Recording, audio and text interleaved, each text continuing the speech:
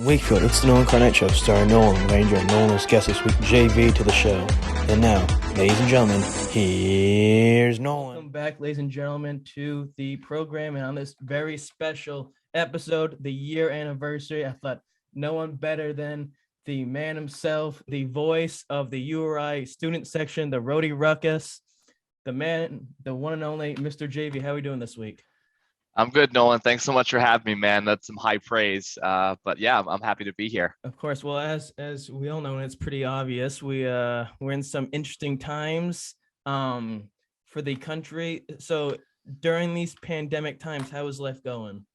It's going pretty well, man. You know, all things considered, everybody's had to make some dramatic and drastic changes in their lives, right? You know, especially over the last year and a half, almost 2 years now.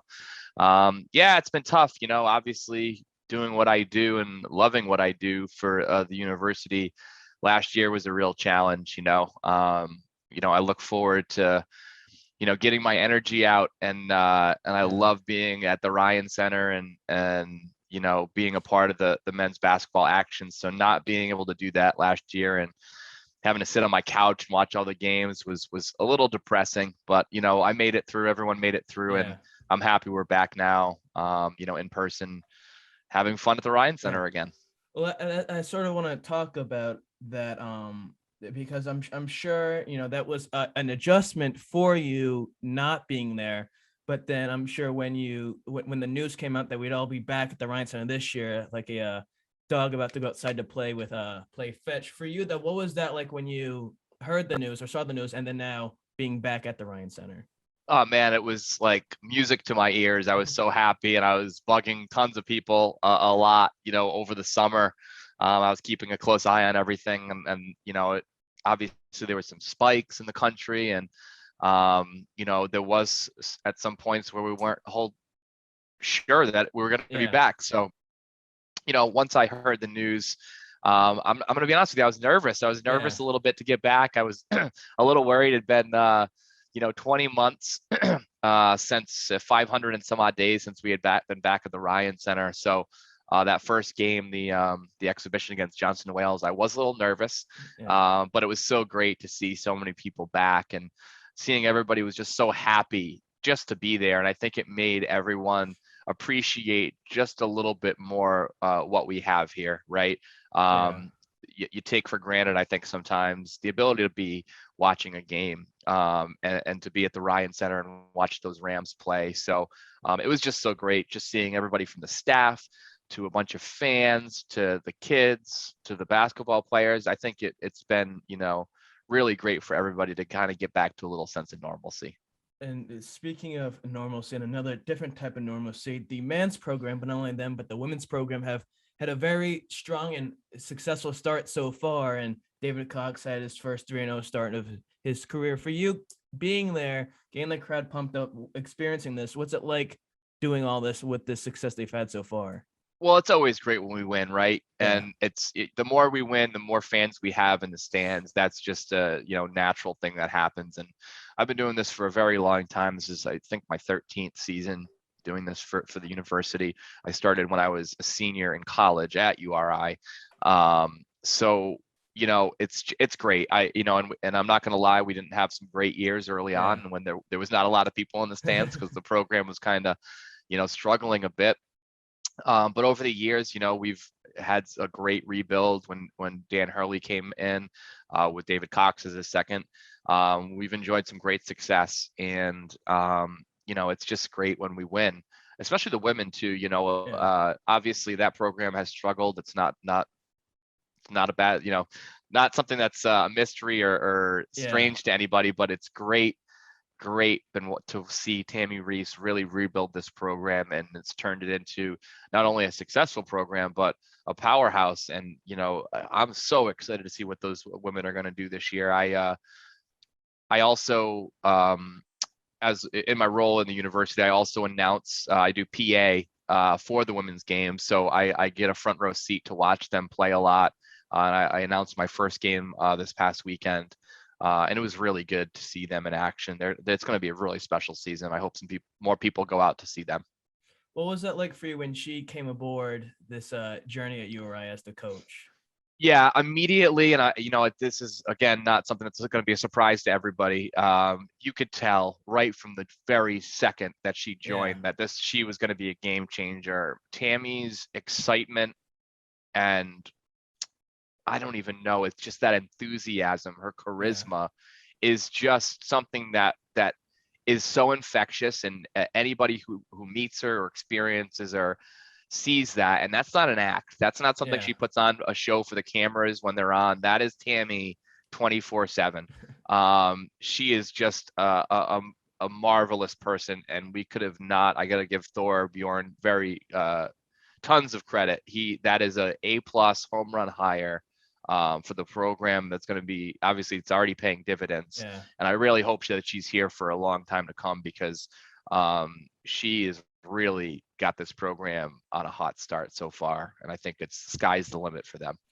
Do you think, in your opinion, you've seen many teams come and go in this program? Does this team have hopes to make the big dance, or is maybe that year too early? It's a good question. And a couple of years ago, if you had asked that question, I hate to say it, but most people would laugh at you, right? Yeah. And again, that's not a surprise to anybody. We've really struggled as a program on the women's side, but I think it's absolutely something that could happen this season. I don't think it's a premature discussion. Is it a tall ask? Yes.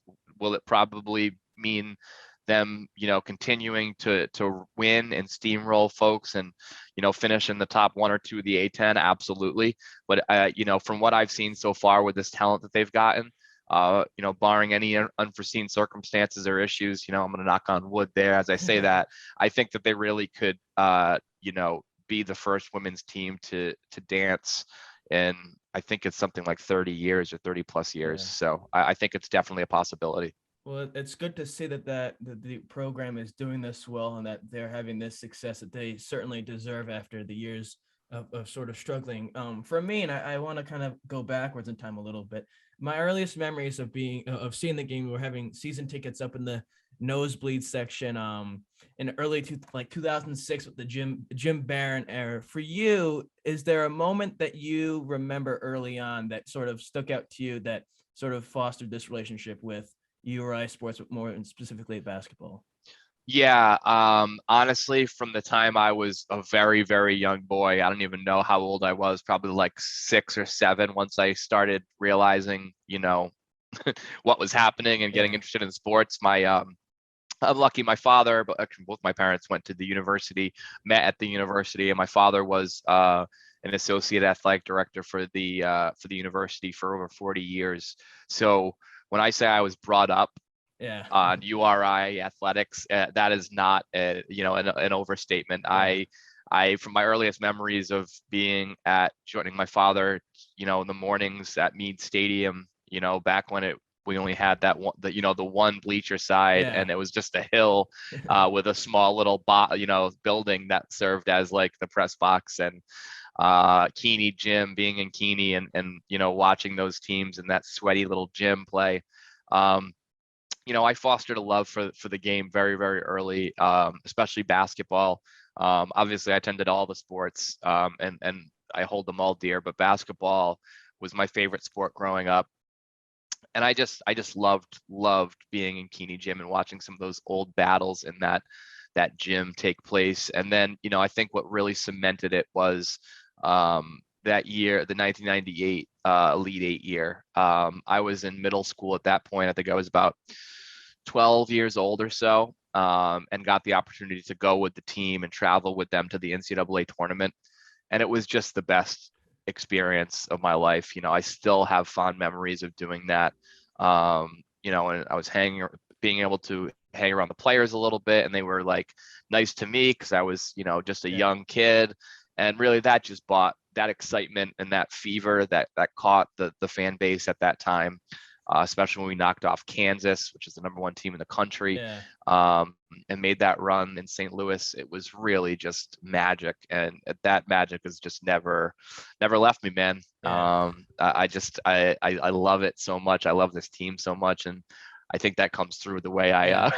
the way I operate and Yes. act at games. It's not an act. Yes. for you, sort of walk me through that first.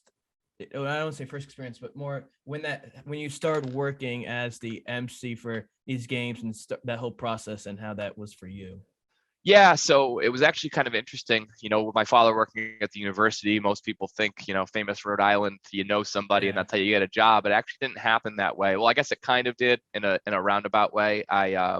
My senior year at URI, I was doing an internship at Clear Channel Radio, which is now iHeartRadio, and that's obviously the our radio partner for the Rams, and Steve McDonald was one of the people that helped me get that internship, the voice of the Rams on the radio.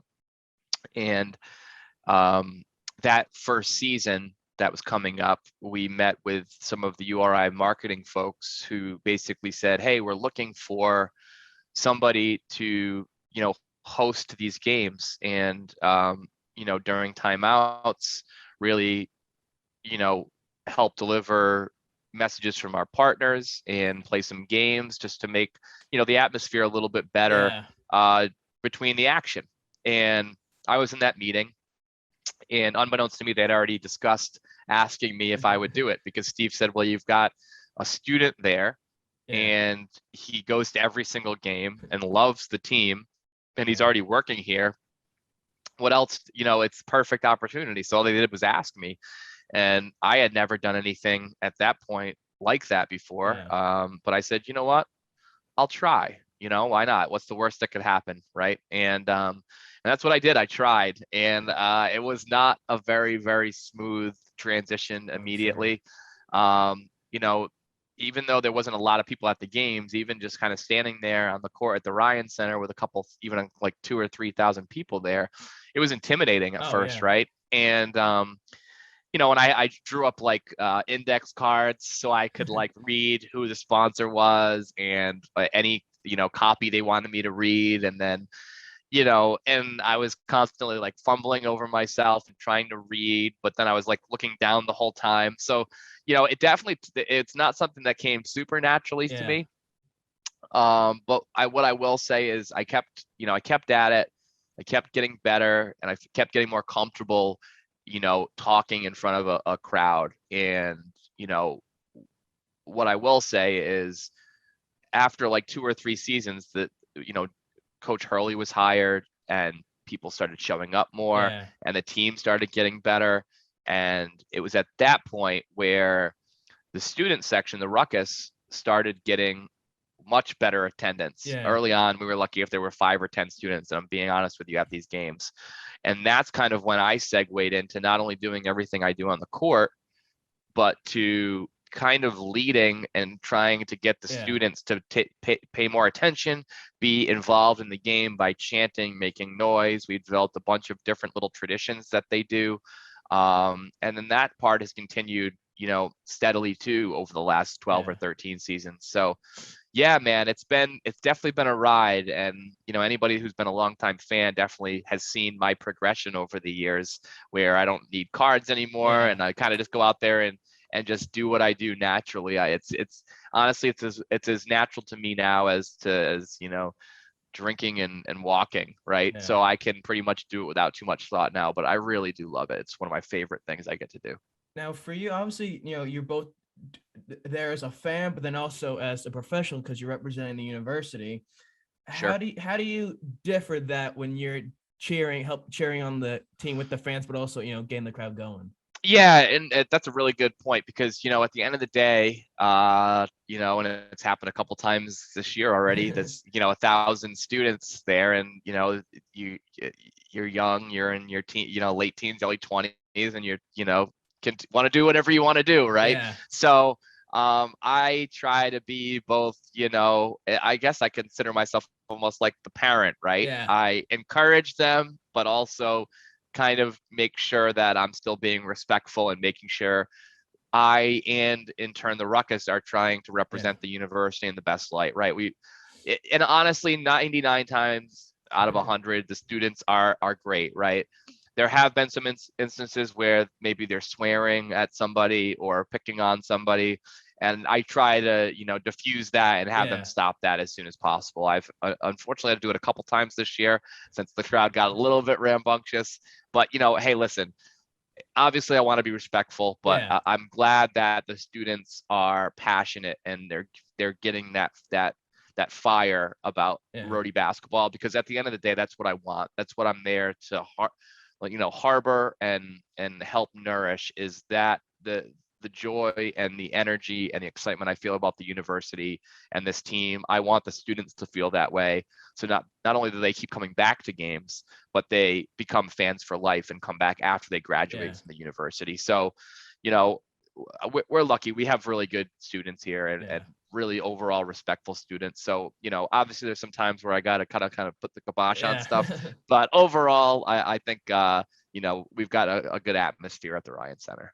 Now, we mentioned this, sometimes there've been years of struggle, whether it's men's or women's program. For you as, this person who getting the crowd hyped and whatnot, how hard is that for you to do that in a time when maybe they're not doing too well? It's so hard. It was so hard, man. I can't emphasize that enough. There were so many times where I left the Ryan Center so defeated, so dejected, and wondering why I was even subjecting myself to this. You know, Obviously over the last 5 to 6 seasons, maybe a little bit more, we've had really good crowds. The program has hit highs that it hasn't hit forever. And my job is easy in turn, right? I can raise my hands up and say, make some noise. Yeah. And people are going to make noise. Yeah. I can start the Rhody chant and people are going to return it back to me. But in those early years, like I said, we had some really, really bare years where people weren't showing up. People didn't want to cheer because there was honestly not a lot to cheer about. The teams were getting blown out and losing, and there weren't fans in the stands. So you could picture kind of what that was like for me, right? I'm out there trying to get people to yell, to get excited, to make noise, and getting nothing in return. There were times where I was begging, pleading people just to make some noise. And it really wasn't fun, and it almost too, like, it was odd because even as we started rebuilding up, people were so used to losing and there being like a zero atmosphere in the Ryan Center that I had to re-coach not only the students, but like the fans on how to get excited about this team and to say, I can remember so many times, like, we were so close to winning. It'd be like a 1-possession game and there'd be less than a minute to go and people were just sitting down, not making any noise. And I'm yelling at them, get up, get up, get up, make some noise. And people were complaining in some ways, like, why is that kid making us stand up? And, I don't want to be told what to do, and why is he yelling at us, right? Because a lot of it was me pleading, like, come on, get up, get up, get up. And now if you look at it, you're like, wow, that actually happened, and it did. And it really makes these good times that much more, better for me. Obviously, the more people we have, the more invested, the better we are, the easier my job is, and those are the nights that I love. Now, for any sort of situation like this podcast, or maybe yours, there's a level of effort you got to put into prior to get yourself warmed up, or stuff you want to make sure you hit. I know there's you get there's the certain raffle or whatever it is, or Newport propane, stuff like that. But how much work do you put into before a game, or is it just whatever comes to your mind at that moment? That's a good question, and I'm glad you asked that, because the craziest, not the craziest thing, but there are a team of at least a dozen people that put together what we do during a game. And there are a lot of factors that go into play. In fact, we have a script, and our script goes from the second, there's like 30 minutes left before the game starts, along with what's going on the scoreboard videos, what music is playing, who is speaking, whether it's Dan York, our PA guy, or it's me, or it's somebody else. And it is timed literally down to the minute for every single timeout, everything that happens at halftime. Literally, most people would be shocked. And I always laugh when people ask me this, right? Because it makes it, that means we're doing our job, right? Yeah. Because it looks almost like it's happening organically, Yeah. that everything is just happening, and it's almost like magic, that the band knows exactly when to start playing, or this music starts and stops in the video. But we've got a huge team. We've got a huge marketing team. We've got interns. We've got folks at the Ryan Center on the back end that are controlling the video and the audio levels. We've got a director, Jamie McGuire, who I've worked with for I think about 10 or 12 of my last couple seasons. So yeah, it's, believe it or not, it's really scripted. However, like I said previously, I had those like index cards, right, that I used to use. That not so much anymore. What I actually say is really the only piece that's really not scripted, I'd say. Mostly everything else is scripted out. So basically, as far as kind of giving you a peek behind the curtain, I will know that the under 16 timeout of the first half, I am doing, a Matunic Oyster Bar game. And I will know what the game is and what the prize is. And then we'll have two students come out. I'll get their names right before. I'll say, that this is Nolan, this is John. They're going to play the Matunic Oyster Bar, relay race or whatever.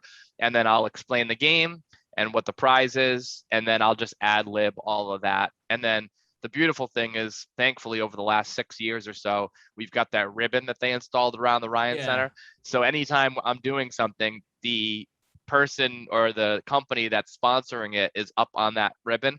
So if I forget, I can look up and be like, this is the Centerville Bank or the Newport Propane, although that one's easy. That one's everyone's favorite anyway. So but yeah, it's great. It's I'm happy that people think it's organic because it means we're doing our jobs pretty well.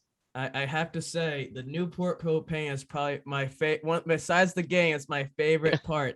I have family friends who went to URI with my parents years and years ago, and they live in Massachusetts, so they come down from time to time to go to a game or two, and they're always, my dad and him sit way up top, and me and my friend usually sit below, and he's always telling me, you better reach out and get one of those balls because you'll look weak if you don't. I'll always send him a text saying, no, it's time for the Newport Propane, and he gets him going. But it's one of my favorite moments, and yeah, I have been successful. Now, you've seen plenty of teams over your time doing this and going to school and growing up. If you can, is there a chance? Could you build your starting five for the men's program? Oh God, that's a good question. My starting five, my all-time starting five, huh? Whew. Yeah, okay. Point guard would be Tyson Wheeler. Shooting guard, Tommy Garrick.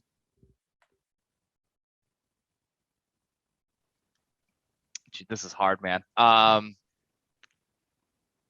think small forward-ish, Katino Mobley.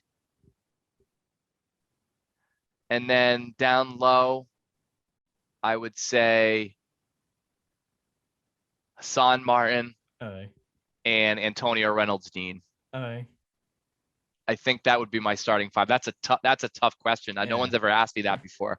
But obviously, I had to leave guys out, like guys like Jared Terrell. I would love to have out there. Silk Owens was a great player. Kenny Green. Oh God, now I'm thinking may want Hassan Martin and Kenny Green down the blocks. Yeah, I think that I'll just stick with that five. Mobley, Garrick, Wheeler, Reynolds-Dean, and Hassan. Even though it's a lot of the Elite Eight 1998 team, which was my favorite team.